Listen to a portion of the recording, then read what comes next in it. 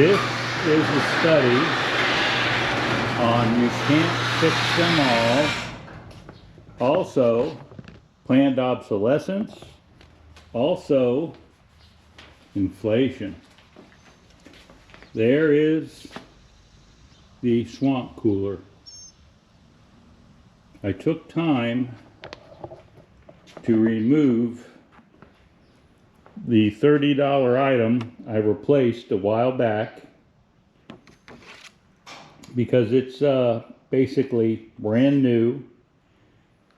The fan failed mechanically, but it also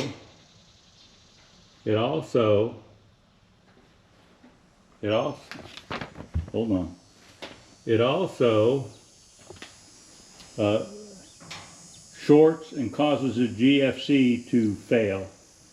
It's not advantageous to try to fix it. I can find a replacement for less money than was originally paid in the beginning. So I decided when I talked with Charlie what to do. And that answer was to basically scrap it.